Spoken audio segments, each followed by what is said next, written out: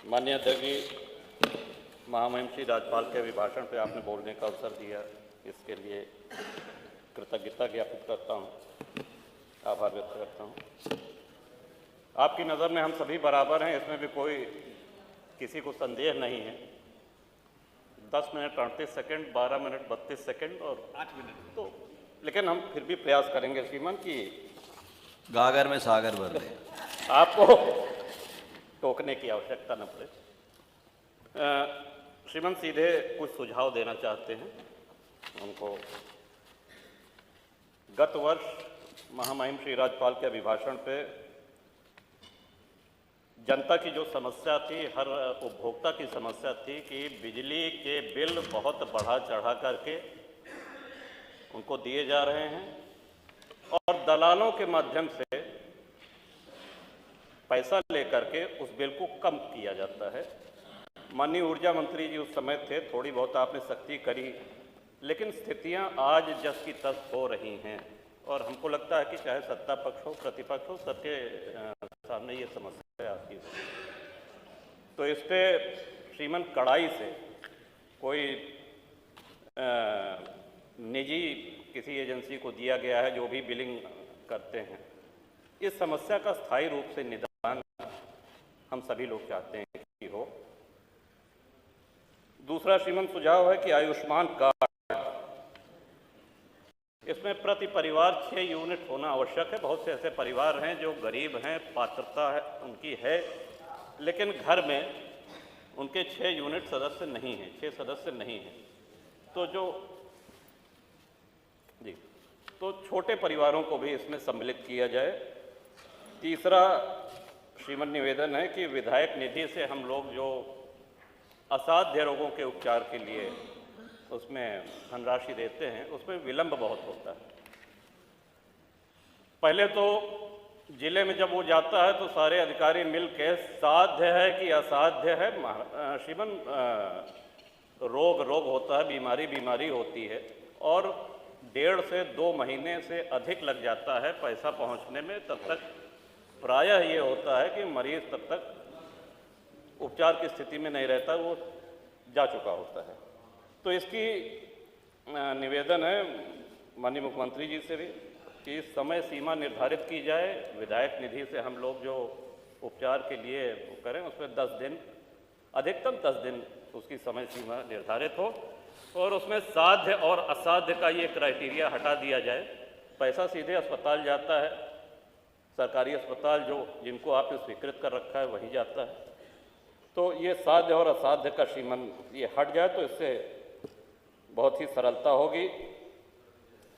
कई माननीय सदस्यों ने छूटा पशुओं, आवारा पशुओं की चर्चा करी। एक ही सुझाव उसमें हम देना चाहते हैं, ये समस्या कोई नई नहीं है। हम सभी लोग गांव के रहने वाले हैं और बचपन से देखते आ रहे हैं कि खेतों में मचान पे किसान रात भर जानवरों को हकाया करते थे, रात भर आवाज़ होती थी।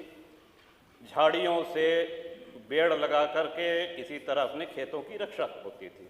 उससे भी और पहले चले जाएं तो मुंशी प्रेमचंद की एक कहानी है पूस की रात, हम सभी लोगों ने पढ़ी होगी। तो उस समय भी ब्रिटिश काल में भी ये समस्या थी खेतों में आवारा पशुओं के चरने की। श्रीमान गौवंश को काटा तो नहीं जा सकता, मारा नहीं जा सकता है। हम ही लोग हैं जो अपनी गायों को छोड़ते हैं, जब वो दूध देने लायक नहीं रह जाती हैं, हमारी ही छोड़ी हुई गायें हैं और उसके लिए हमको स्वयं उनको घर पे रखना पड़ेगा। हाँ, एक सुझाव ये अवश्य है कि अगर हम ब्याज मुक्त ऋण अपने खेतों को बाड़ेबंदी करने के लिए किसानों को दें तो इससे बहुत हद तक समस्या का समाधान हो सकता है। बगैर ब्याज के किसानों को तार बांधने के लिए,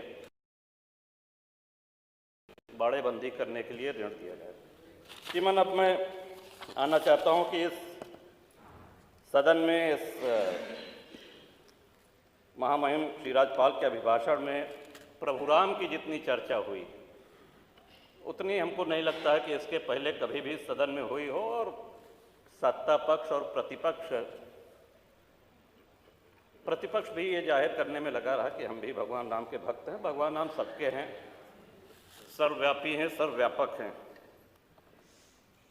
बड़ा सौभाग्य था हमारा श्रीमान 22 तारीख को बहुत कम लोगों को आमंत्रण मिला था, वहाँ जाने का अवसर मिला।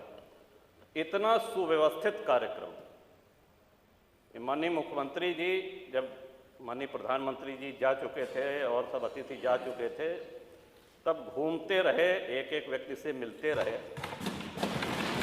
और वो बड़ा भावनाओं का अतिरेक था। भगवान श्री राम के हम सभी लोगों के जीवन में, हमारे यहाँ अवध में जब शिशु का जन्म होता है तो उसके कान में राम नाम, राम कहा जाता है। जब विद्या आरंभ होता है श्रीमन, तो राम लिखा जाता है तख्ती पर, उसका हाथ पकड़ करके।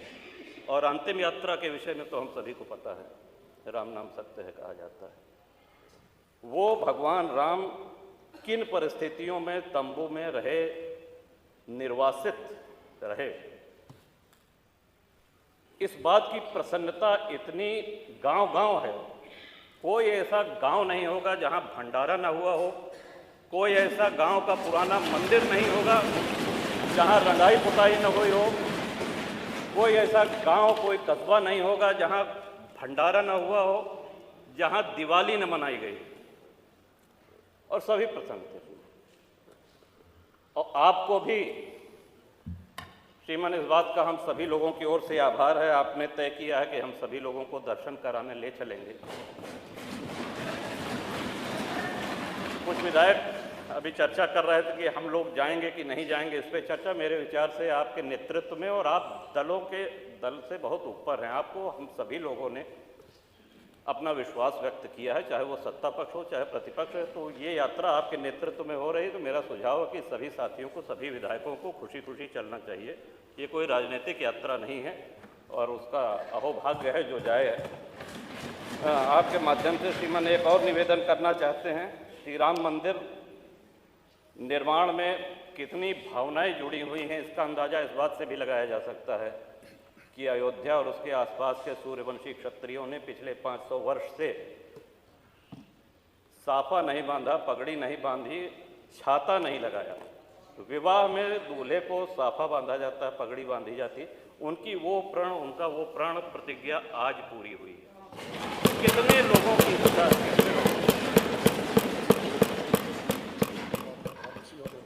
आप ही के माध्यम से श्रीमान ये भी अनुरोध करना चाहेंगे, माननीय मुख्यमंत्री जी का भाषण, माननीय प्रधानमंत्री जी का भाषण सुनने का अवसर मिला। वहाँ पे भगवान राम की इस जय यात्रा में जितने सहयोगी थे, जितने उनके भक्त थे, सभी को स्थान दिया गया है। जटायु जी की प्रतिमा है, निषाद राज जी की प्रतिमा है, वहाँ बनेगी निर्माणा की माता शबरी की प्रतिमा है। लेकिन हमारे जैसे अज्ञानी लोग जो संस्कृत नहीं जानते हैं, अगर प्रभु राम की महिमा से परिचित हुए हैं तो पूरा श्रेय गोस्वामी तुलसीदास जी को जाता है। मैं आपके माध्यम से श्रीमान अनुरोध करूंगा कि गोस्वामी तुलसीदास जी की एक प्रतिमा, और उन्हीं कलाकार के द्वारा, श्री अरुण योगीराज जिन्होंने रामलला सरकार का विग्रह बनाया है, उन्हीं के द्वारा निर्माण करके माननीय मुख्यमंत्री जी अगर वो करें तो हम सब लोगों के लिए ये बहुत ही प्रसन्नता की बात होगी। तुलसी बाबा की वहाँ पे मूर्ति लगे। कवि बेनी श्रीमन हुए, उन्होंने तुलसी बाबा के लिए कहा था कि वेद मत शोध शोध शोध के पुराण सब, संत और असंतन को भेद को बताओ तो, कपटी कुराही क्रूर कली के कुचाली जीव, कौन राम नाम हो की चर्चा चलाओ तो। कहे कवि बेनी मानो मानो हो प्रकृति, पाहन हिये में कौन प्रेम उपजाओ तो, और भारी भव सागर उतार तो कौन पार, जो पे रामायण तुलसी लगाओ तो। तुलसीदास जी की वाणी, उनके ग्रंथ को कितने श्रद्धेय कथावाचकों ने हम लोगों को सुनाया है और भवसागर पार किए हैं। इन्हीं शब्दों के साथ श्रीमन जो हमको कहना था सारी बातें आ गई हैं। क्षेत्र के विषय में डिग्री कॉलेज हमारे हथगुआ क्षेत्र में और बिहार में चाहिए, ये आपके माध्यम से हम कह दे रहे हैं श्रीमन। बाकी शुभकामना और महामहिम श्री राज्यपाल के अभिभाषण का समर्थन करता हूँ। बहुत बहुत